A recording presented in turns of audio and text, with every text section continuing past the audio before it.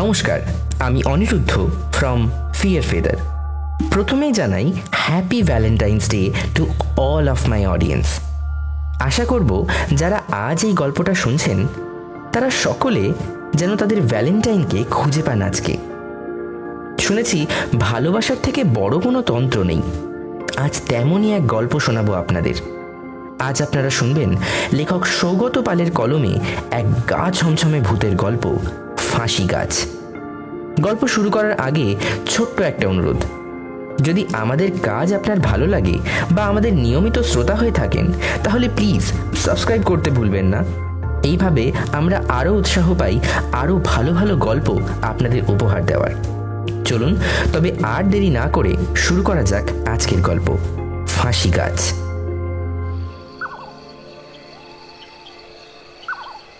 আকাশে আধ খাওয়া চাঁদ জেগে আছে। তার ক্ষীণ আলো পৃথিবীর বুকে রহস্যময় আলো ছায়া সৃষ্টি করেছে। পল্লী গ্রামের এক নিশ্চুপ রাতে সেই আলো ছায়াতে ঘুমিয়ে আছে এক প্রকাণ্ড জমিদার বাড়ি। এককালে তার ভারী গৌরব ছিল।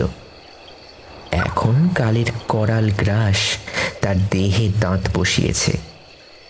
এদিক সেদিক পলেস্তারা খসে ইটের পাঁজর দেখা যাচ্ছে। সেখান থেকে বেরিয়েছে বট ও অশ্বত্থের চারা। গোটা বাড়িটাকে চারিদিক থেকে ঘিরে রেখেছে একটা সুউচ্চ প্রাচীর। জমিদার বাড়ির পেছন দিকে একসময় সুসজ্জিত বাগান ছিল, এখন সেসব অতীত। রক্ষণাবেক্ষণের অভাবে গোটা বাগানটাই দখল নিয়েছে বড় বড় ঘাস, ফার্ন আর কাঁটা ঝোপ। বাগানের শেষ প্রান্তে দাঁড়িয়ে আছে এক সুপ্রাচীন বট গাছ। এই গ্রামের প্রত্যেকেই জ্ঞান সামলানো থেকেই এই বট গাছ দেখে আসছে। তার ডালপালা থেকে নিচে নেমে এসেছে লম্বা লম্বা শিকড়। তারা মাটি স্পর্শ করে বটবৃক্ষের ভিত মজবুত করেছে। সেই বট গাছের একটা মোটা উঁচু ডাল মূল কাণ্ড থেকে সমকোণে বেঁকে পাঁচিলের বাইরে বেরিয়ে গেছে। চাঁদের আলোয় সেই বাগানের পথ ধরে এগিয়ে চলেছে এক ছায়ামূর্তি। কাঁটা ঝোপ ডিঙিয়ে চলার সময় দু একটা কাঁটা তার পায়ে ফুটছে, বেরিয়ে আসছে রক্ত, কিন্তু তাতে তার কোনো ভ্রুক্ষেপ নেই। সে বট গাছের সামনে এসে স্থির হলো। তার হাতে ধরা আছে এক গাছা মোটা দড়ি। সেই উঁচু ডালটার দিকে চেয়ে সে কয়েক মিনিট স্থির হয়ে দাঁড়িয়ে রইল। তারপর পাঁচিলের ফাটলে পা দিয়ে পাঁচিলের মাথায় উঠে পড়ল। নিজের হাতে ধরা দড়িটা ছুঁড়ে দিল গাছের উঁচু ডালটার দিকে। সেটা ডালটাকে পেঁচিয়ে আবার নিচে ফিরে এলো। দড়ির ডগাটা একটু উঁচুতে এপাশে দড়ির সাথে বেঁধে দিল সে। এরপর দড়ির অপর ডগাটা গোল করে পেঁচিয়ে নিল। সেই বৃত্তাকার অপর প্রান্ত গলিয়ে নিল নিজের গলায়। তার চোখ বেয়ে জলের ধারা নেমেছে। আরো কয়েক মিনিট সেই ছায়ামূর্তি এই অবস্থায় পাঁচিলের ওপর দাঁড়িয়ে রইল। তারপর ধীরে ধীরে সে নিজের পা দুটোকে পাঁচিলের প্রান্তে নিয়ে এলো। অবশেষে ঝাঁপিয়ে পড়ল সেই পাঁচিল থেকে। আর ঠিক তখনই তার গলায় ফাঁস হয়ে বসে গেল সেই দড়িটা। একটা মারণ চিৎকার করে উঠল সে। তার চোখ যেন ঠিকরে বেরিয়ে এলো। দেহটা শূন্যে কয়েক সেকেন্ড ছটফট করল। তারপর তা স্থির হয়ে এলো। চাঁদের আলোয় মৃদুমন্দ বাতাসের তালে সেই নিষ্প্রাণ দেহটা পেন্ডুলামের মতন ধীরে ধীরে দুলতে শুরু করলো।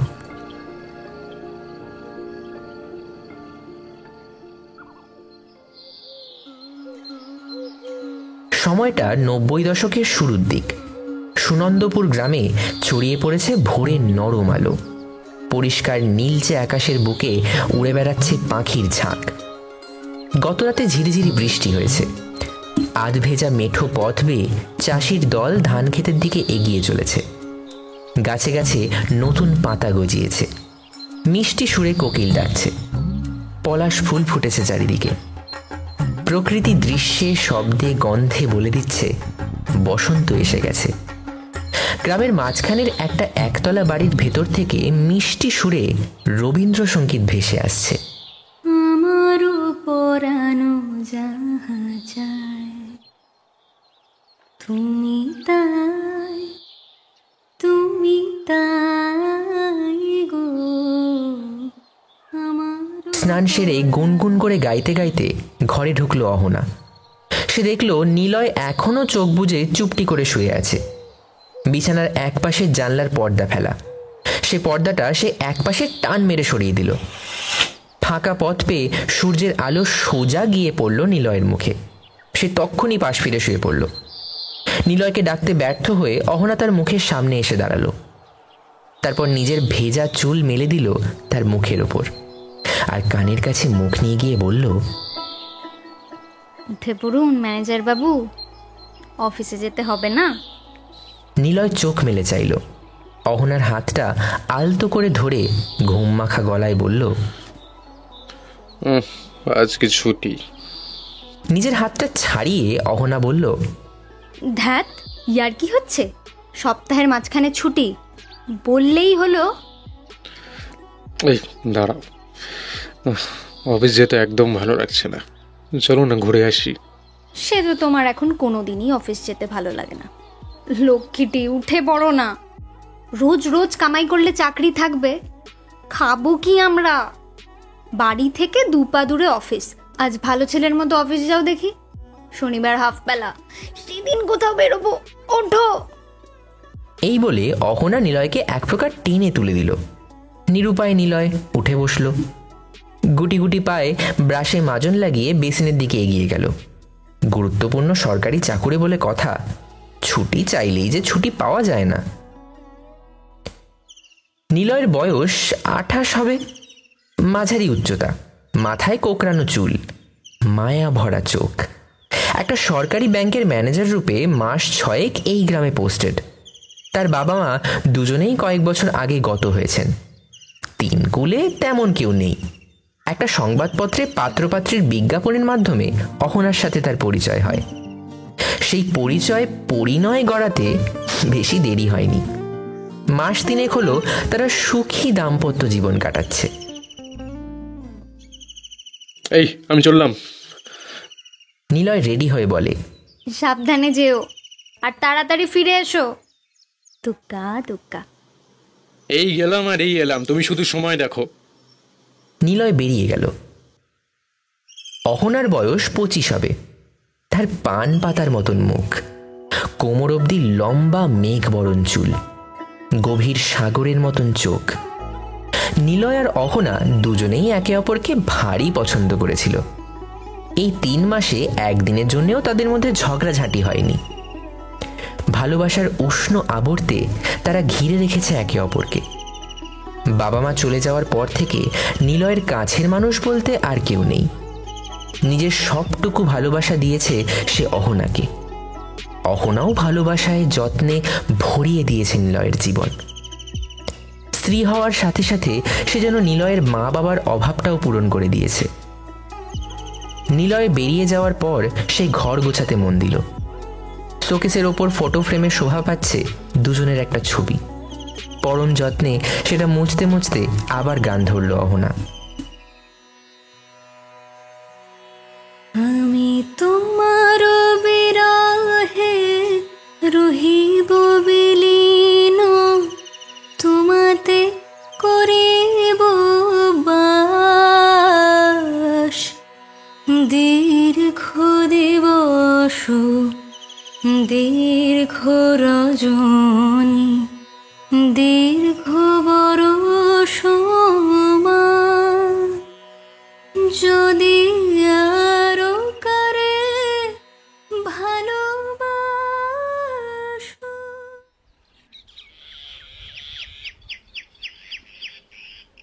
শনিবার ব্যাংক হাফ বেলা।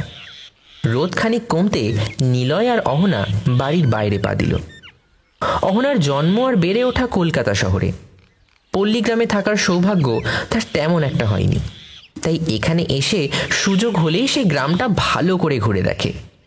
বাইরের পৃথিবীটা যতই ঘোরা থাক না কেন, বাংলা গ্রামের একটা আলাদাই সৌন্দর্য আছে। প্রত্যেক ঋতুতে গ্রাম বাংলার নব নব রূপে মানুষের সামনে নিজেকে তুলে ধরে। এই রূপ উপভোগ করার জন্য একটা জীবন যথেষ্ট নয়। তাই তো জীবনানন্দ বলেছিলেন, আবার আসিব ফিরে ধানসিঁড়িটির তীরে এই বাংলায়। এই গ্রামের শেষ প্রান্ত দিয়ে বয়ে গেছে একটা ছোট্ট নদী। তার আঁকা বাঁকা গতিপথ, জল প্রায় নেই বললেই চলে। দুজনের সুযোগ পেলেই এই নদীর পাড়ে এসে বসে থাকে। দূর আকাশে গোল থালার মতন সূর্য পশ্চিমে ঢলে পড়েছে। লালচে রং আঁকিমুকি কাটছে দুজনের মুখে। একে অপরের হাত ধরে সেই দিকে চেয়ে বসে আছে নিলয় আর অহনা। আচ্ছা, নদীর ওপারে কি আছে? তা তো জানি না। খানিক ভেবে উত্তর দিল নিলয়। নিলয়ের হাত ধরে টান দিল অহনা। চলো না গো, গিয়ে দেখে আসি। সে উঠে দাঁড়ালো। আচ্ছা বেশ, চলো। সাবধানে নদী পার হয়ে এপারে এলো দুজনে। এইদিকে লোকবসতি তেমন নেই বললেই চলে। বড় বড় বাঁশ বন মাথা তুলে দাঁড়িয়ে আছে। এদিক সেদিক দু একটা পুকুর চোখে পড়ছে। তার পাশ কাটিয়ে দুজন এগিয়ে গেল। একটা উঁচু বাঁশবন পেরোতেই চোখে পড়ল একটা সুবৃহৎ অট্টালিকার মাথা। আরে, এখানে একটা জমিদার বাড়িও আছে নাকি? হ্যাঁ, তাই তো দেখছি, কিন্তু জায়গাটা বেশ নির্জন, বুঝলে? আমার একদম ভালো লাগছে না এখানে। চলো চলো, ফিরে যাই। ধ্যাত, ভেতর ডিম কোথাকার। সন্ধে হতে এখনো অনেক দেরি আছে। পুরোনো আমলের জমিদার বাড়ি, এটা না দেখে আমি যাবই না। আমার তো বেশ রোমাঞ্চ হচ্ছে। প্রবল উৎসাহে বলে উঠল অহনা। নিলয় আর কি করবে? নতুন বউয়ের সামনে নিজেকে তো আর ভীতু প্রতিপন্ন করা যায় না। তাই সেও গুটি গুটি পায়ে জমিদার বাড়ির দিকে এগিয়ে গেল। কিন্তু কোনো অজ্ঞাত কারণে এই জায়গাটায় তার ভারী অস্বস্তি হতে লাগলো। আরেকটু এগোতেই সেই অট্টালিকা পূর্ণ রূপে তাদের চোখে ধরা দিল। বহুদিন আগে মানুষ মরে গেলে যেমন কঙ্কালটা থেকে যায়, এর ক্ষেত্রেও তেমনই হয়েছে। বাইরে থেকে দেখেও বোঝা যাচ্ছে এর ভেতর মানুষ থাকে না। পরিত্যক্ত বাড়ির কাঠামোটা শুধু অতীতের স্মৃতি হয়ে দাঁড়িয়ে আছে। বিকেলের পড়ন্ত আলোয় তাকে এক জীর্ণ দৈত্যের মতন লাগছে। গোটা জায়গার দখল নিয়েছে বড় বড় ঘাস, ফার্ন আর কাঁটা ঝোপ। সেগুলো ডিঙিয়ে ভেঙে পড়া সিংহ দরজা দিয়ে দুজনে বাড়ির চৌহদ্দিতে প্রবেশ করল। শীত অনেক আগেই বিদায় নিয়েছে, তবু এখানে কেমন যেন শীত শীত করছে। বাড়িটার ভেতরে যাব, চলো না। যেতেই হবে? হ্যাঁ, যেতেই হবে। অহনা স্বামীর হাত ধরে টান দিল। অতঃপর দুজনে সেই অট্টালিকার ভেতরে প্রবেশ করল। সামনে বিরাট বড় দালান। বড় বড় থামের ওপর আজও দাঁড়িয়ে আছে সেই বিশাল অট্টালিকা। এদিক সেদিক কংক্রিটের চাই ভেঙে পড়েছে। ইটের কোটরে পায়রা বাসা বেঁধেছে। একটা চামচিকে উড়ে বেড়াচ্ছে চারিদিকে। আচ্ছা, এখানে ভূত আছে? বারে, হ্যাঁ থাকতেই পারে। একটা কেন, 100টা ভূত থাকতে পারে, যা অবস্থা। ওপরে তাকিয়ে উত্তর দিল নিলয়। এই, আমাকে তুমি এমন একটা বাড়ি বানিয়ে দেবে গো। ওইটাই বাকি আছে, আগে ব্যাংক ডাকাতি তো করি, তারপর দেবো তো। দুজনে 10 মিনিট সেখানে ঘোরাঘুরি করল। দালানের শেষ প্রান্তে একটা দরজা দেখা যাচ্ছে। আধ ভাঙা দরজা দিয়ে দৃশ্যমান হচ্ছে বাড়ির পশ্চাৎ ভাগ। চলো না, দেখে আসি ওদিকে কি আছে। অহনা নিলয়ের হাত ধরে আবার টান দেয়। হ্যাঁ চলো চলো, আর দাঁড়াবো না এখানে। নিলয় ঘড়ির দিকে আঙুল দেখালো। আচ্ছা স্যার, আর 5 মিনিট।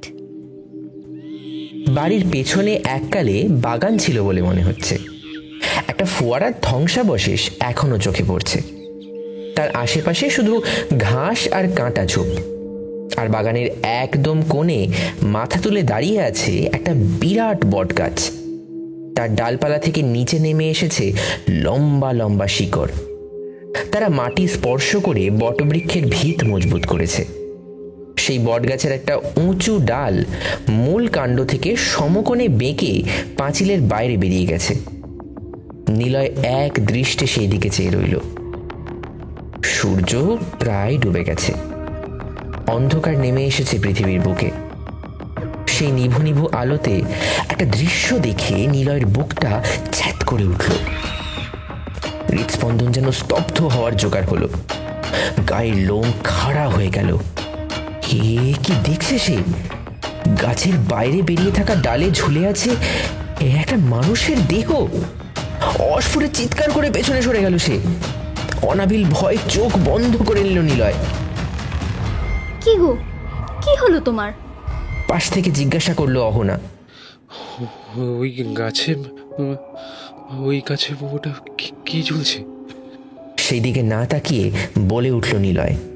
তার কথা জড়িয়ে যাচ্ছে। কোথায় কি ঝুলছে? আমি তো কিছুই দেখতে পাচ্ছি না। আবার সেই দিকে তাকালো নিলয়। সত্যিই তো, কোথায় কি? শুধু ডালটাই তো আছে। তাহলে কি দেখলো সে? মনের ভুল? এত বড় মনের ভুল হতে পারে? এই ফিরে চলো, অনেক জমিদার বাড়ি দেখা হয়েছে। পরিস্থিতির গুরুত্ব বুঝে অহনা তার হাত ধরে টান দিল। হ্যাঁ হ্যাঁ, চলো চলো। ফেরার পথে সে ঘাড় ঘুরিয়ে আবার গাছটার দিকে চাইল। না, কোথাও কিচ্ছু নেই। মনের ভুলই হবে। দুজনে নদী পার হয়ে আবার গ্রামে ফিরে এলো।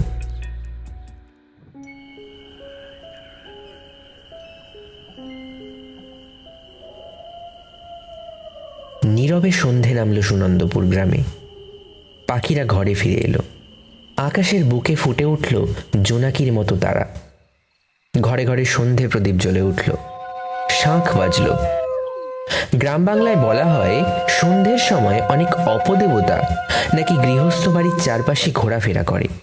তারা বিকট শব্দ সহ্য করতে পারে না, তাই তাদের তাড়াতেই এই সময় শাঁখ বাজানো হয়। ঘরে ফিরে গুম হয়ে বসে রইল নিলয়। সে এখনো বিশ্বাস করতে পারছে না যে সে এত বড় ভুল দেখেছে। তার স্মৃতিতে ঘুরে ফিরে আসছে সেই দৃশ্য।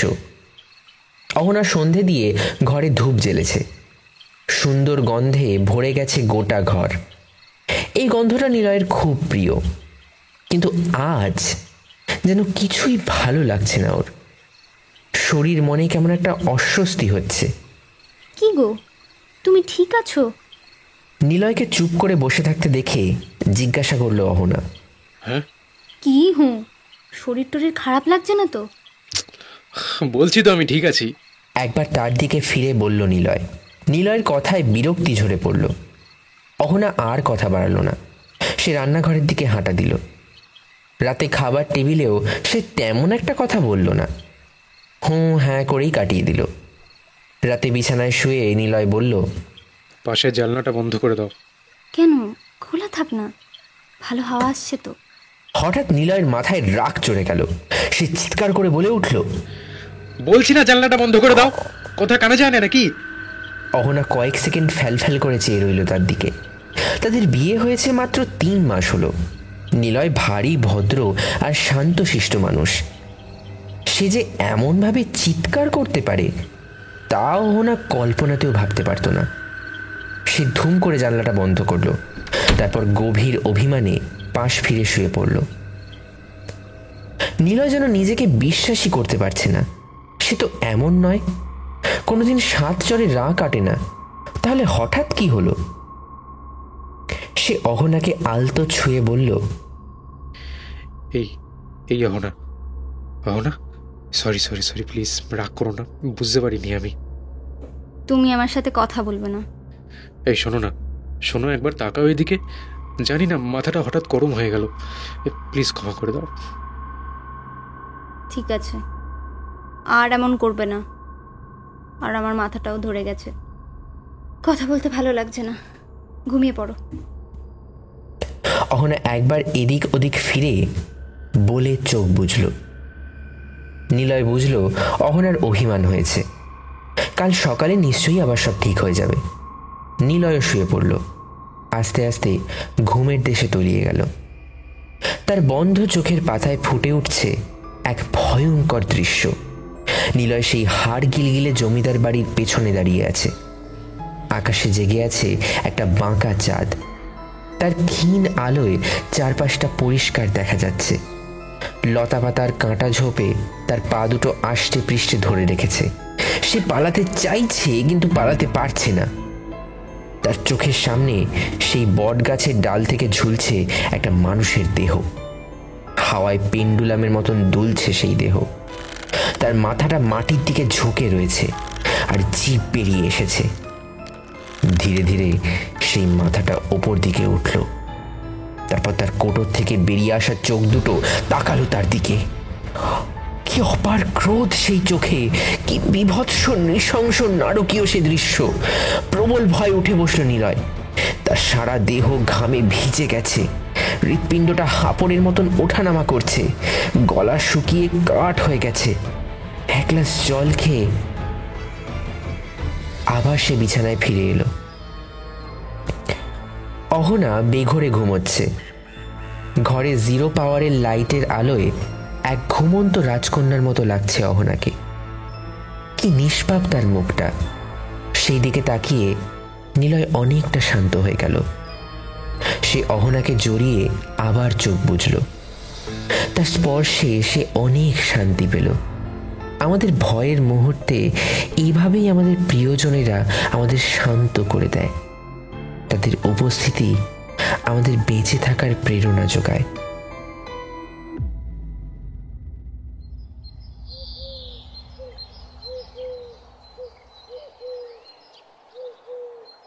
পূব আকাশ আলো করে সূর্য উঠল। নতুন সকাল এলো। পাখিদের কিচিরমিচিরে জেগে উঠল নিলয়। অহনা প্রতিদিনের মতন স্নান সেরে আয়নার সামনে দাঁড়িয়ে চুল আঁচড়াচ্ছে। নিলয় গুটি গুটি পায়ে তার দিকে এগিয়ে গেল। পিছন থেকে জড়িয়ে ধরল তাকে। অহনার চুল থেকে ফোঁটা ফোঁটা জল তার কাঁধে গড়িয়ে পড়ছে। তার গা থেকে একটা মিষ্টি সুগন্ধ আসছে। চোখ বুজে বুক ভরে সেই সুগন্ধ নিয়ে নিলয় বলল, কি রাগ কমেছে? না। অহনার স্বরে অভিমান ঝরে পড়ল। Sorry sorry sorry sorry sorry sorry দেখো, তুমি এরকম করো না। তুমি রাগ করে থাকলে আমি কোথায় যাবো বলো তো? প্রমিস আর কোনো দিনও এমন হবে না। প্রমিস আর কখনো হবে না। নিলয় তার মাথা দিয়ে অহনার মাথায় আলতো টোকা দিয়ে বলল। হাসি ফুটে উঠল অহনার মুখে। প্রতিদিনের মতো অফিস গেল নিলয়। কিন্তু সব কিছু আর আগের মতো রইল না। ব্যাংকে প্রতিদিন শয়ে শয়ে মানুষ আসে। পরিষেবা নিয়ে তাদের নানান অভিযোগ। সেসব অভিযোগ তারা ম্যানেজারকে গিয়েই জানায়।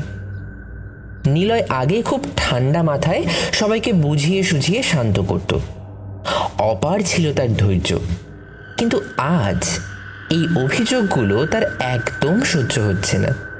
সে দুজনের সাথে বাগবিতণ্ডায় জড়িয়ে পড়ল। ব্যাংকের কর্মচারীরা আড়ালে বলতো তাদের ম্যানেজার মাটির মানুষ, তার অধীনে সবাই আনন্দে ছিল। কিন্তু আজ সে কয়েকজন কর্মচারীর ওপর চুটপাট করল। তার এমন মূর্তি দেখে সবাই অবাক।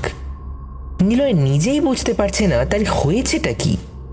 হঠাৎ হঠাৎ তার মাথা এমন গরম হয়ে যাচ্ছে কেন। বিকেলে ফেরার পথে সে সকলের কাছে ক্ষমা চেয়ে ফিরল।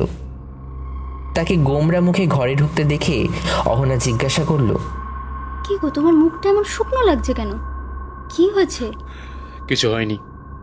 না, কিছু তো হয়েছে। বলো আমাকে কি হয়েছে। বলছি তো হয়নি কিছু, কেন বিরক্ত করছো আমায়? সে চিৎকার না করলেও জোর গলায় বলল। অহনা অভিমানে আর কোনো কথা বলল না।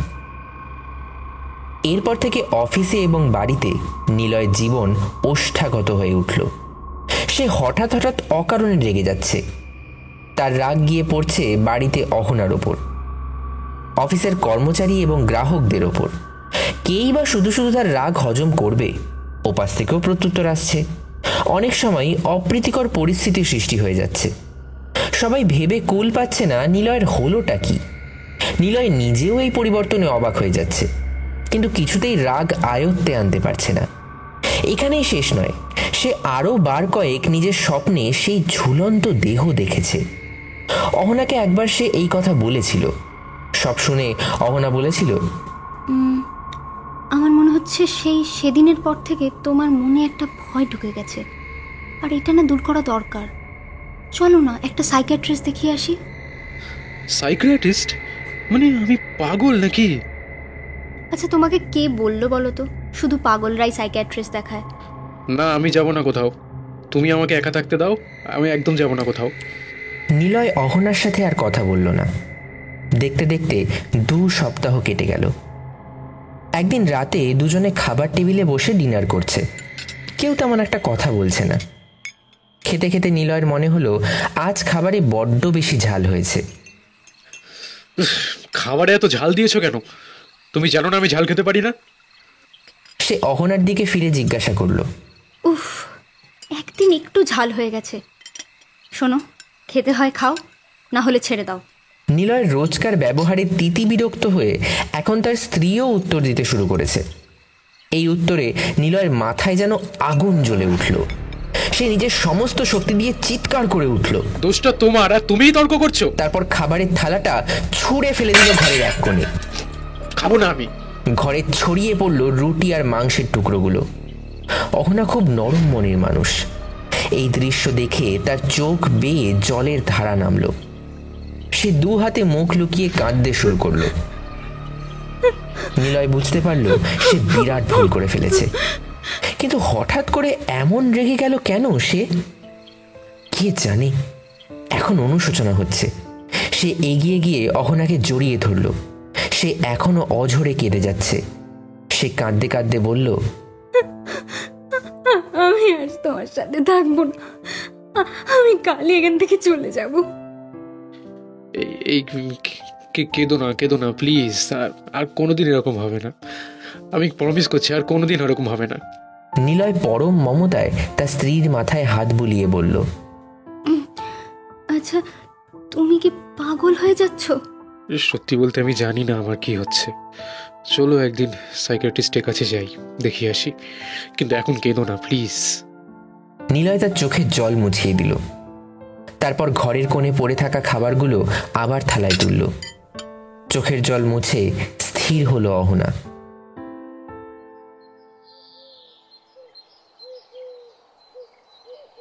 পরের দিন অফিসে এসে নিলয় টেলিফোনে বন্ধু বান্ধবদের সাথে যোগাযোগ করলো। এক বন্ধু মারফত সে কলকাতায় এক নামী সাইকিয়াট্রিস্টের ফোন নাম্বার পেল। তার অ্যাপয়েন্টমেন্ট পাওয়া গেল দিন 4 পরে। সে কলকাতায় যাওয়ার জন্য অফিসে ছুটির দরখাস্তও জমা দিল। দিন 2 পরে সকালবেলা নিলয় গুটি গুটি পায়ে ব্যাংকের দিকে যাচ্ছে। হঠাৎ পেছন থেকে কে যেন বলল, ম্যানেজার সাহেব, এই শুনেছেন? কাল রাতে ওই পুরনো জমিদার বাড়ির সামনের বট গাছে ফাঁস ঝুলিয়ে একটা ছেলে আত্মহত্যা করেছে। নিলয় পেছন ফিরে দেখল এক বৃদ্ধ দাঁড়িয়ে আছে। এই বৃদ্ধকে সে ব্যাংকে বেশ কয়েকবার দেখেছে। নামটা কি যেন, শশধর চক্রবর্তী। সে কি? হ্যাঁ, সে আর বলতে, আমি তো দেখতে যাচ্ছি। তা যাবেন নাকি? চলুন না। নিলয় তার সাথে হাঁটা দিল। তার মন বলছে ছেলেটা সেই গাছটাতেই ফাঁস লাগিয়ে ঝুলে পড়েছে। তবে কি সে ভবিষ্যৎ দেখতে পায়? পথে যেতে যেতে দেখল সেই জমিদার বাড়ির দিকেই চলেছে সে। খবরটা গ্রামে ভালোই চাউর হয়েছে। সেই বৃদ্ধ বাকি লোকেদের সাথে এ ব্যাপারে আলোচনায় মেতে উঠল। কিন্তু সেসব বিষয়ে কিছুই নিলয়ের কানে যাচ্ছে না। নিলয় ভুল ছিল না, ছেলেটা সেই গাছটাতেই ফাঁস লাগিয়েছে। মাটি থেকে কয়েক হাত উঁচুতে ঝুলছে তার পা দুটো। বিভৎস দৃশ্য, সেদিকে তাকিয়ে থাকা যায় না। ভয়ে দেহের লোম খাড়া হয়ে যায়। কিন্তু যে মুখ সে স্বপ্নে দেখেছিল, এ মুখ তার নয়। সে ছিল এক মধ্য 30-এর পুরুষের। আর এই ছেলেটা তো নেহাত কলেজে পড়ে। অদ্ভুত একটা সারল্য আছে তার মুখটাতে। নিলয়ের তাকে দেখে বড় মায়া হলো। পুলিশে খবর দেওয়া হয়েছে এই এলো বলে। হঠাৎ ঘড়ির দিকে চোখ পড়ল নিলয়ের। 11টা বেজে গেছে। ইস, বড্ড দেরি হয়ে গেছে। 10টায় ব্যাংক খোলার কথা। তার কাছে ব্যাংকের সিন্দুকের চাবি রয়েছে। সে না গেলে ক্যাশ বেরোবে না। কতজনের কত প্রয়োজনের টাকা দরকার। এতক্ষণে নিশ্চয়ই চেঁচামেচি শুরু হয়ে গেছে। নিলয় বিষণ্ণ মনে ফেরার পথ ধরল। সেই বৃদ্ধের পাশ দিয়ে হেঁটে আসার সময় সে শুনতে পেল তিনি আরেকজনকে বলছেন, বহু বছর পরে ফাঁসি গাছ আবার জেগে উঠেছে। এখন এই গাছ কতজনের যে বলি নেবে তা কে জানে। আমার স্থির বিশ্বাস এই রুদ্রনারায়ণের অতৃপ্ত আত্মা এখনো এই গাছেই রয়ে গেছে। ফাঁসি গাছ বলি, রুদ্রনারায়ণের অতৃপ্ত আত্মা, কি সব বলছে লোকটা? নিলয়ের মনে হলো একবার দাঁড়িয়ে তার কথা শুনবে, কিন্তু ব্যাংকের জন্য দেরি হয়ে যাচ্ছে যে। বৃদ্ধ তো এই গ্রামেই থাকে, সে দু একদিনের মধ্যেই তার সাথে দেখা করে সব জানবে। কিন্তু তার হঠাৎ এই রাগ, এই বীভৎস স্বপ্ন, এই সব কিছুর সাথে নিশ্চয়ই বৃদ্ধের কথার কোনো যোগ আছে। সারাদিন অফিসে নিলয়ের প্রচুর খাটনি গেল, তার মধ্যেও মাথায় বিস্তর চিন্তা কিলবিল করছে। ছেলেটার নিরীহ মুখ সে কিছুতেই ভুলতে পারছে না। ব্যাংকের কর্মচারীদের মধ্যে এই আত্মহত্যা নিয়ে কানাঘুষো চলছে, তারই কিছু তার কানে এলো। প্রেমজনিত ব্যাপারে ভালোবাসা করে আত্মহত্যা করেছে ছেলেটা। বাড়ি ফিরে সে অহনার সাথে বিশেষ কথা বলল না, খেয়ে বিছানায় গা এলিয়ে দিল। আবার নতুন সকাল এলো, জানলার পর্দা ঠেলে ভেসে এলো নতুন আলো। প্রতিদিনের মতন অহনা স্নান সেরে নিয়েছে, আয়নার সামনে দাঁড়িয়ে চুল আঁচড়াচ্ছে। তার এখন আর গুনগুন করে গান গাইতে ইচ্ছে করে না, মনটা যে একেবারেই ভালো নেই। অহনার চোখ পড়ল বিছানায় ঘুমন্ত নিলয়ের দিকে। মানুষটার মুখটা কেমন যেন ফ্যাকাশে রক্তশূন্য হয়ে গেছে। সেদিন ওই জমিদার বাড়ি থেকে ঘুরে ফেরার পর থেকেই সে যেন 180 ডিগ্রি পরিবর্তিত হয়ে গেছে। সেদিন সে কিছু একটা দেখে খুব ভয় পেয়েছিল, হয়তো সেই ভয় তার মনে গভীর প্রভাব ফেলেছে। সাইকিয়াট্রিস্ট তো দেখানো হচ্ছেই, দেখা যাক তিনি কি বলেন। মানুষটাকে সে বড্ড ভালোবাসে, তাকে সে সুস্থ করে তুলবেই। সেদিন নিলয় তার খাবার ছুঁড়ে ফেলার পর থেকেই দুজনের মধ্যে তেমন আর একটা কথাবার্তা হচ্ছে না। অহনার মনে হলো সেই সম্পর্কে বরফ গলানো প্রয়োজন। একটু যত্ন ভালোবাসা পেলে হয়তো মানুষটা আবার স্বাভাবিক হয়ে উঠবে। সে বিছানায় বসে নিলয়ের মাথায় হাত বোলালো। তার হাতের স্পর্শে চোখ মেলে তাকালো নিলয়, তারপর ভুরু কুঁচকে বলল, ঘুমোতে দাও আমাকে, বিরক্ত করো না। বেশ করব, বিরক্ত করব। আমার বর, আমি যা খুশি তাই করব। সে ভাবল এতে নিলয়ের বিরক্তি কমবে, কিন্তু এর ফল হলো উল্টো। নিলয় চিৎকার করে উঠল, বললাম তো বিরক্ত করো না, কথা শুনছো না কেন? অসভ্যের মতো চেঁচিও না তো, চুপ করো। নিলয় উঠে দাঁড়িয়ে দাঁতে দাঁত চেপে বলল, তোমার এত বড় সাহস, তুমি আমায় অসভ্য বললে? বেশ করেছি। অহনার উত্তরে রাগে যেন নিলয় দিকবিদিক জ্ঞান শূন্য হয়ে গেল। সে আর নিজের মধ্যে রইল না, কোনো এক পৈশাচিক শক্তি যেন তার উপর ভর করল। তার মন মস্তিষ্ক সব যেন সেই শক্তির নিয়ন্ত্রণে চলে গেল। তোমার বেশ করে দেখাচ্ছি আমি, আজ এমন শিক্ষা দেবো কোনোদিনও ভুলতে পারবে না। এই বলে সে টেবিলে রাখা একটা চিনেমাটির ফুলদানি তুলে অহনার মাথায় সজোরে আঘাত করল। অসহ্য যন্ত্রণায় চিৎকার করে উঠল অহনা, তার সুন্দর মুখটা যন্ত্রণায় কুঁকড়ে গেল। মুহূর্তের মধ্যে সে জ্ঞান হারিয়ে ঝোপ করে মাটিতে লুটিয়ে পড়ল। তার মাথা ফেটে দেখা দিল রক্তের রেখা, সেই লালচে তরল গড়িয়ে পড়ল ঘরের মেঝেতে। নিলয়ের হাত থেকে ফুলদানিটা মাটিতে পড়ে ভেঙে চৌচির হয়ে গেল। কয়েক মুহূর্ত নিথর অহনার মুখের দিকে এক দৃষ্টে তাকিয়ে রইল নিলয়, তারপরই সে কান্নায় ভেঙে পড়ল। কি করলাম? কি হলো? অহনা, অহনা, ভগবান, কি করলাম? অহনা, অহনা, অহনা, চোখ খোলা, অহনা, অহনা।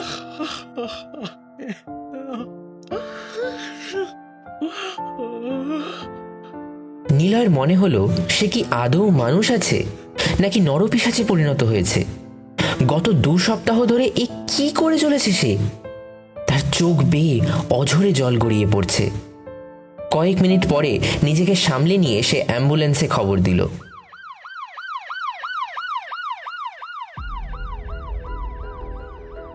শুনছেন ফাঁসি গাছ।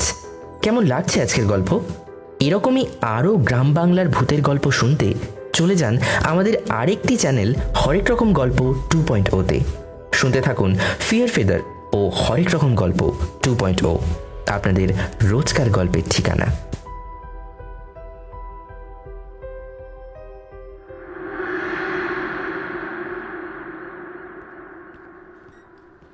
অহনা হাসপাতালে ভর্তি। বাইরে করিডোরে এলোমেলোভাবে পায়চারি করছে নিলয়। কেঁদে কেঁদে তার চোখ লাল হয়ে গেছে, মাথার চুল উস্কো খুস্কো, মনে ঝড় চলছে। বেলা একটু বাড়তে অহনার বাবা এলেন। তাকে নিলয় ফোন করেছিল, শুধু বলেছিল অহনা হাসপাতালে ভর্তি। আর কিছু বলার মুখ যে তার নেই। তিনি প্রায় উন্মাদ হয়ে জিজ্ঞাসা করলেন, কি কি হয়েছে অহনার? কিন্তু সে মাথা নিচু করে গুম মেরে বসে রইল। কি বা বলবে? সে তার আদরের মেয়েকে ফুলদানি দিয়ে মেরে অজ্ঞান করে দিয়েছে। না না, এই কথা সে নিজের মুখে বলতে পারবে না। বিকেলের দিকে অহনার জ্ঞান ফিরল। নার্স এসে বলে গেলেন, পেশেন্ট এখন ভালো আছে, জ্ঞান ফিরে এসেছে। আপনারা চাইলে দেখা করতে পারেন। চলো বাবা, দেখে আসি মেয়েটা কেমন আছে। অহনার বাবা নিলয়কে বললেন, কিন্তু এবারও নিলয় কোনো কথা বলল না। কি করে অহনার সামনে দাঁড়াবে সে? কি বলবে? এদিকে অহনার বাবা ভাবলেন সে হয়তো গভীর শোক পেয়েছে, তাই এখনো স্বাভাবিক হতে পারেনি। তিনি একাই মেয়ের কেবিনে ঢুকলেন। দেখতে দেখতে 10 মিনিট কেটে গেল। নিলয়ের দুশ্চিন্তা হচ্ছে। একবার দেখতে ইচ্ছা করছে অহনা কেমন আছে। সে ছুটে গেল অহনার কাছে। অহনা হাসপাতালের বিছানায় শুয়ে আছে। তার সুন্দর চুলগুলো ব্যান্ডেজের আবরণে ঢেকে গেছে, চোখে জল, মুখটা শুকিয়ে গেছে। পাশে অহনার বাবা বসে রয়েছে। রাগে তার মাথার শিরা ফুলে উঠেছে। তিনি ক্রুদ্ধ স্বরে বললেন, তোমার এত বড় সাহস! তুমি আমার মেয়েটাকে ফুলদানি দিয়ে মেরেছ? তোমাকে আমি পুলিশে দেব। নিলয় মাথা নিচু করে রইল। তার চোখ বেয়ে জল পড়ছে। সে যেন বাক শক্তি হারিয়েছে। বাবার কথা শুনে অহনা অনেক কষ্টে বলল, না বাবা, তার দরকার নেই। ওকে আমার সামনে থেকে চলে যেতে বলো। আমি আর কোনোদিন ওর মুখ দেখতে চাই না। অহনার বিশ্রাম প্রয়োজন। বেশি উত্তেজনা তার জন্য ভালো নয়।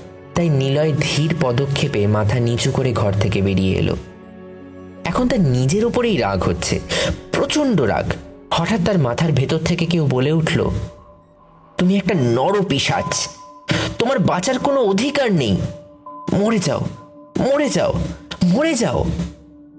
সন্ধ্যের অন্ধকার নামলো সুনন্দপুরে। একা একা বাড়ি ফিরে এলো নিলয়। 3 মাসে এই প্রথম এই বাড়িতে সে একা আছে। অহনা নেই, এটা ভেবে তার মনটা হু হু করে উঠল। এই জগৎ সংসারে অহনাই একমাত্র মানুষ যাকে সে নিজের বলতে পারে।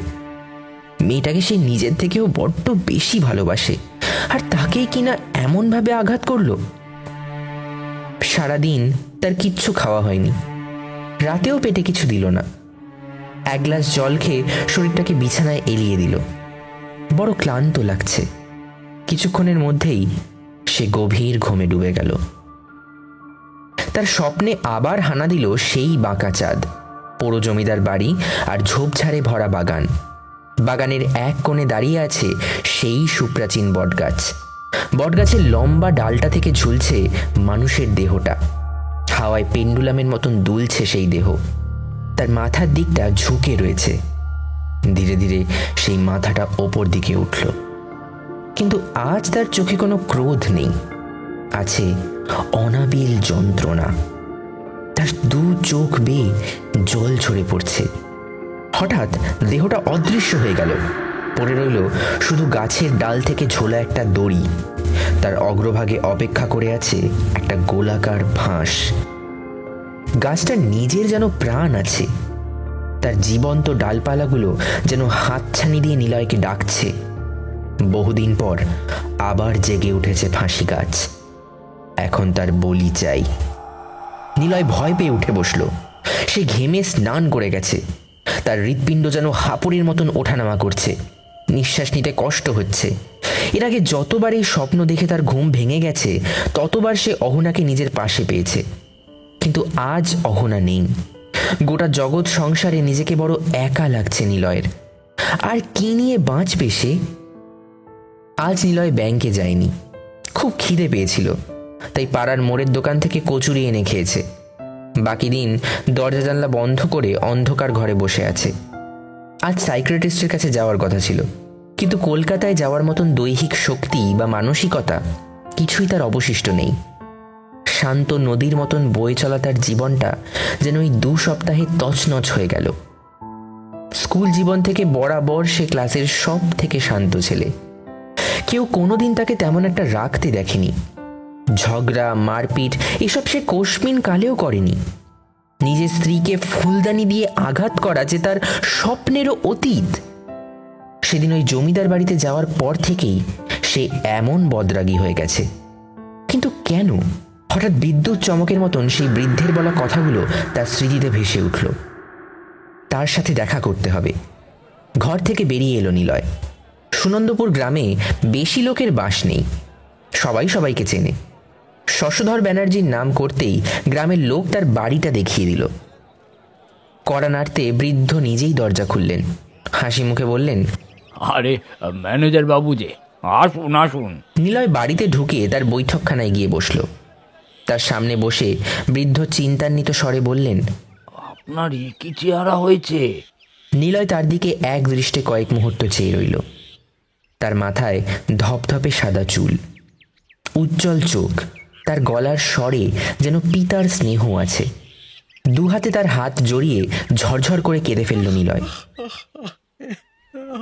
বৃদ্ধ তাকে শান্ত করলেন। কয়েক মিনিট পরে নিলয় একটু থিতু হলো। একজন সমব্যথী পেয়ে প্রথম দিন থেকে শুরু করে সব ঘটনা সে খুলে বলল। শুনতে শুনতে সেই বৃদ্ধের মুখে ঘনালো শ্রাবণের কালো মেঘ। তার কপালে চিন্তার ভাঁজ পড়ল। নিলয় কথা শেষ করার পর তিনি ভয়ার্ত কণ্ঠে বললেন, আপনার উপরও রুদ্রনারায়ণের ছায়া পড়েছে। রুদ্রনারায়ণ? সেটা কে? সে আজ থেকে প্রায় 50 বছর আগের ঘটনা। রুদ্রনারায়ণ ছিলেন সুনন্দপুর গ্রামের জমিদারের একমাত্র ছেলে। তিনি ছিলেন মহাপণ্ডিত, দয়ালু এবং কর্মঠ মানুষ। মানুষের কষ্টে তিনি 2 বার না ভেবে ঝাঁপিয়ে পড়তেন। বুক দিয়ে আগলে রাখতেন নিজের প্রজাদের। কিন্তু তার একটা ভয়ঙ্কর দোষও ছিল। ষড়রিপু মানুষের মহাশত্রু মশাই। এই ষড়রিপুর দ্বিতীয় রিপু সর্বদা তাকে নিয়ন্ত্রণ করত। এই দোষ তার বাকি সব গুণ ঢেকে দিত। অল্পতেই তিনি বেজায় রেগে যেতেন, আর রেগে গেলে তার দিক বিদিক জ্ঞান থাকতো না। তিনি প্রবল ক্রোধে চিৎকার করে উঠতেন। ছোট বড় লঘু গুরু কিছুই মানতেন না তখন। উপযুক্ত বয়সে তার বিবাহ হয় পাশের গ্রামের জমিদারের একমাত্র কন্যার সাথে। তার নাম ছিল অপর্ণা।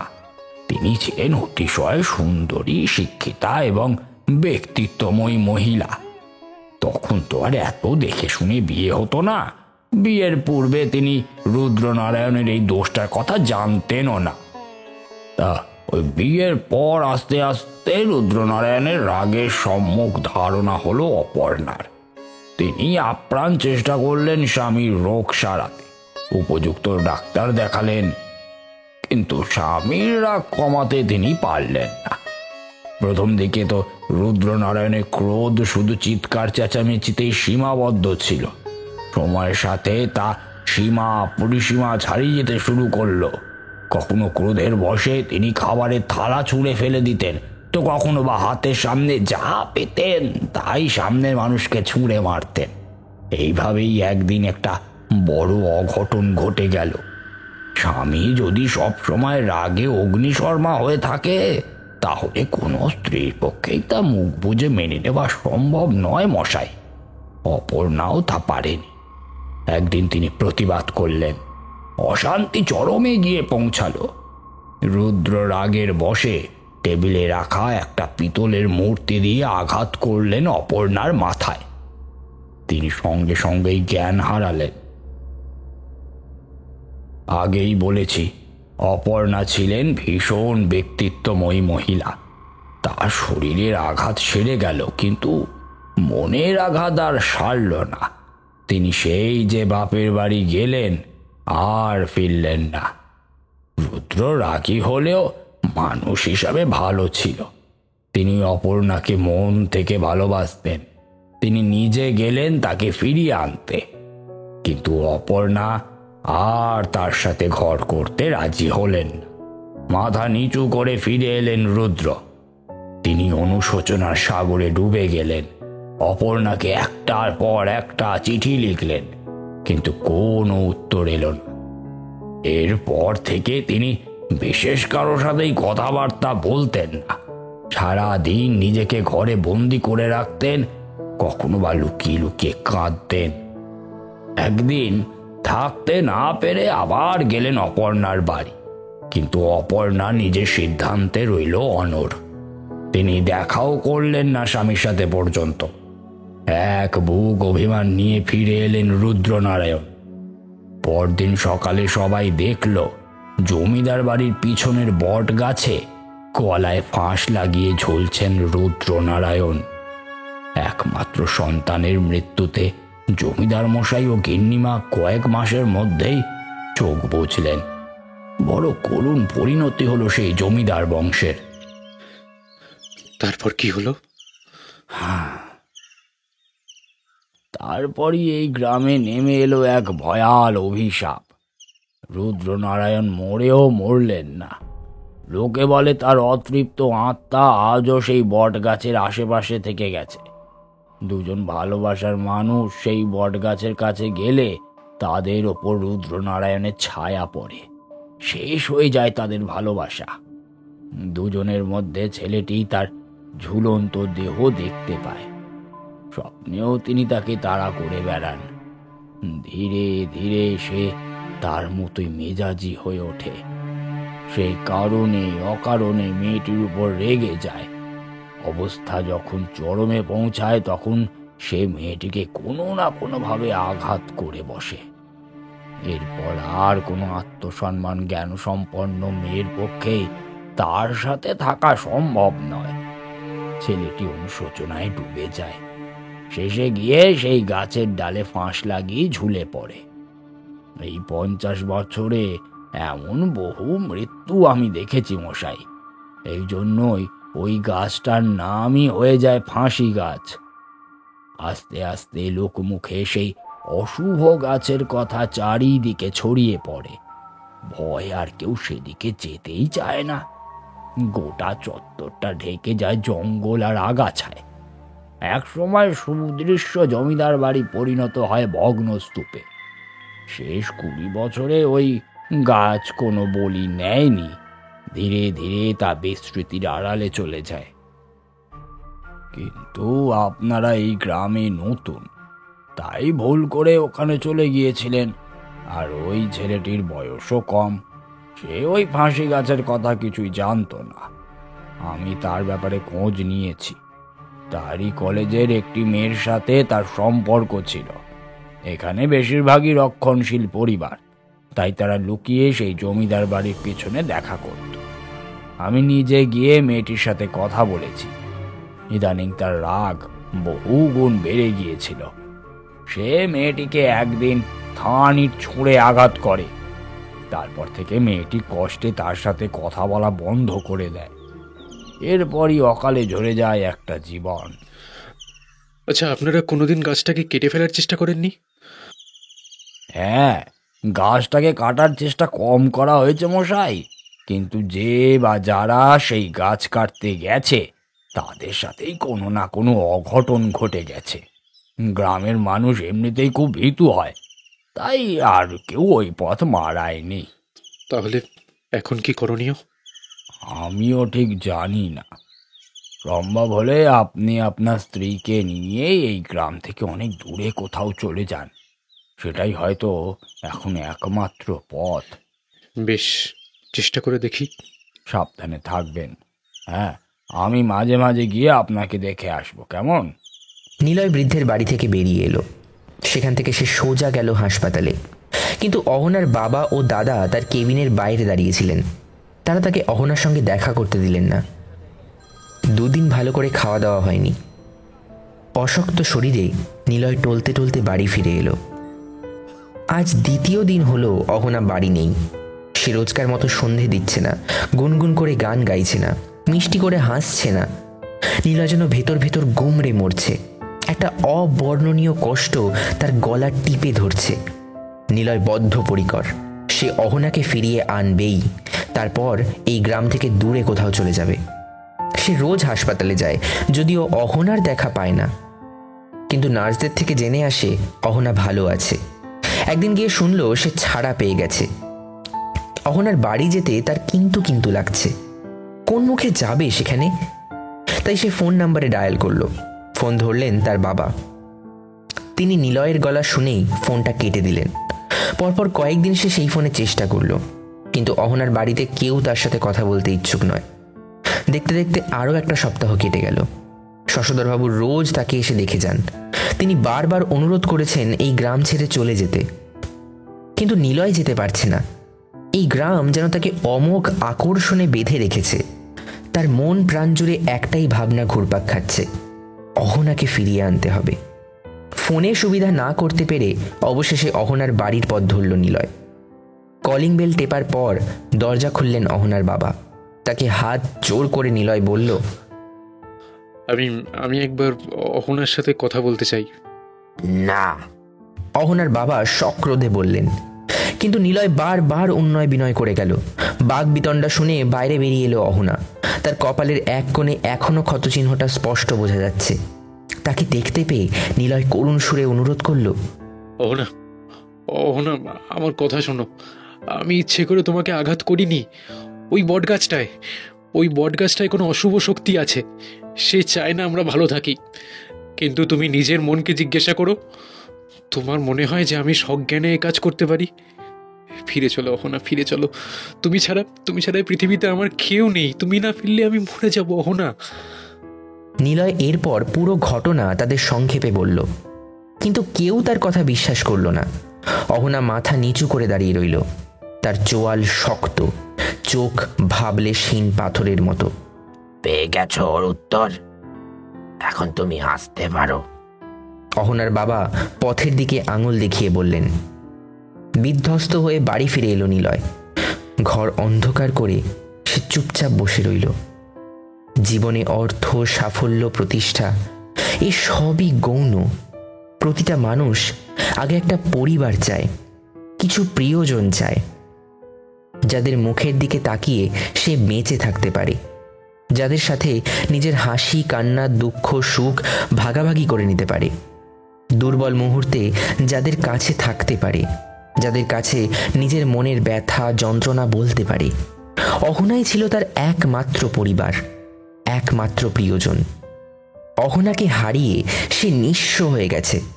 বেঁচে থাকার কোনো অর্থই সে খুঁজে পাচ্ছে না। বারবার তার মাথার ভেতর থেকে কেউ বলছে, মরে যাও, মরে যাও। নিলয় উঠে দাঁড়ালো। বাড়ির এক কোণে একটা দড়ি পড়েছিল। সেটা হাতে নিয়ে সে বাইরে বেরিয়ে এলো। রাত এখন কটা হবে? 9টা।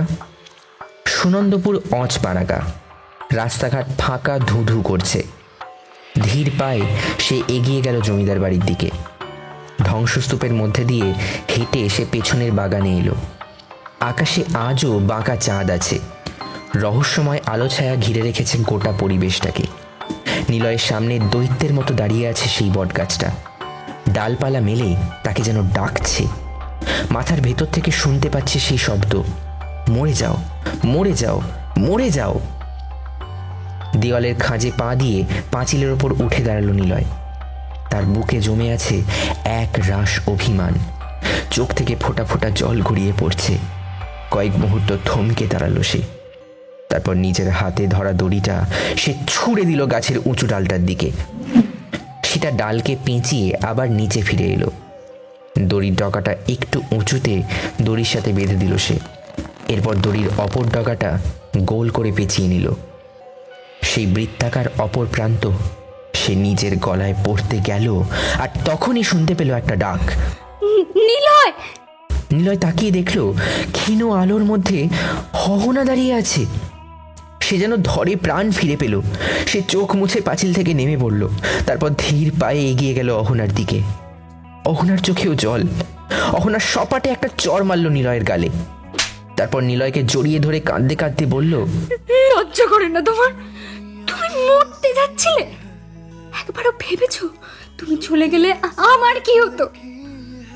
নিলয় দু হাতে অহনাকে জড়িয়ে ধরে বলল, কিন্তু তুমি যে বললে আর কোনোদিন আমার সাথে থাকবে না। অহনা নিলয়ের গালে আবার একটা চড় মারল। সে আমার রাগের কথা, রাগ শুধু তোমার আছে নাকি? এই বলে অহনা আরো একটা চড় মারল। এ কি লাগছে যে, মারছো কেন? তুমি আমাকে ফুলদানি দিয়ে মেরেছো, তার বেলা যতদিন না আমার রাগ কমবে আমি তোমাকে মেরেই যাব। অহনার চোখ দিয়ে গড়িয়ে পড়া জলের ধারা মুছিয়ে দিয়ে নিলয় বলল, বেশ, যতদিন ইচ্ছা মেরে যাও আমাকে, কিন্তু আর কোনোদিন ছেড়ে যাবে না তো? জীবন থাকতে না। কিন্তু কিন্তু তুমি এলে কি করে? তুমি বেরিয়ে আসার পর আমার খুব কষ্ট হচ্ছিল। আমি নিজের মনকে না জিজ্ঞাসা করলাম, তুমি সত্যি কি এমন করতে পারো? উত্তর কি এলো জানো? কখনো না। তোমাকে আমার থেকে বেশি কেউ চেনে না, তাই আমি ফিরে এলাম। বাড়ি এসে দেখলাম দরজা বন্ধ। আমার না মন বলছিল তুমি এখানেই এসেছো, তাই ছুটতে চলে এলাম। এ জন্মে তোমাকে এত সহজে ছাড়বো না, সারা জীবন জ্বালিয়ে তারপরে মারবো। বাড়ি চলো অহনা। আমাদের সম্পর্কের ভিত ঠিক থাকলে কোনো অপশক্তির সাহস নেই আমাদের আলাদা করার। কোনো দিন পারবে না। নিলয় দৃঢ় স্বরে চিৎকার করে বলল কথাটা। সেই শব্দ ছড়িয়ে পড়ল মৃত জমিদার বাড়ির আনাচে কানাচে, সেই বটগাছের ডালে ডালে। তারা একে অপরের হাতটা শক্ত করে ধরল। তারপর সেই ঝোপঝাড় ডিঙিয়ে জমিদার বাড়ির বাইরে বেরিয়ে এলো। দুজনের কেউ একবারও পেছন ফিরে তাকালো না। সত্যিকারের ভালোবাসার থেকে বড় কোনো শক্তি নেই। কোনো অপশক্তি যতই বড় হোক না কেন, ভালোবাসার শক্তির কাছে তাকে পরাজিত হতেই হয়। এরপর 1 বছর কেটে গেল। নিলয় আর অহনা দিব্যি সুখে শান্তিতে ঘর করছে। তাদের ঘরে এক নতুন অতিথির আগমনী সুর বাজছে। শশধর ব্যানার্জি একদিন নিছক কৌতূহল বসে সেই জমিদার বাড়িতে গেলেন। অবাক হয়ে তিনি দেখলেন সেই বট গাছটা শুকিয়ে গেছে, ভেঙে পড়েছে তার অভিশপ্ত ডালটা। ফাঁসি গাছ আর কোনোদিন কারোর প্রাণ নেবে না। শুনছিলেন ফাঁসি গাছ, রচনা সৌগত পাল। কণ্ঠে ছিলেন বিভিন্ন চরিত্রে দেবদিশা, ঐন্দ্রিলা, নীল, বাল্মীকি। গল্প পাঠ বিভিন্ন চরিত্র সূত্রধর ও আবহে আমি অনিরুদ্ধ। Poster design Soumyadip. কমেন্টে অবশ্যই জানান গল্পটি আপনাদের কেমন লাগলো। যদি ভালো লেগে থাকে তবে একটি লাইক করতে পারেন, আর যদি আরও ভালো লেগে থাকে তাহলে শেয়ার করে দিতে পারেন আপনার পরিচিত মহলে। যদি আপনি আমাদের গল্প শুনতে পছন্দ করেন কিন্তু এখনও সাবস্ক্রাইব না করে থাকেন তাহলে করে ফেলুন ঝটপট। আর তার সাথে চলে যান আমাদের দ্বিতীয় চ্যানেল হরেক রকম গল্প 2.0-তে আরও দারুণ দারুণ গল্প শুনতে। আচ্ছা, তবে এবার আসি। ফিয়ার ফেদার আবার ফিরবে নতুন কোনো রহস্য, নতুন কোনো অ্যাডভেঞ্চার নিয়ে। ধন্যবাদ, শুভরাত্রি।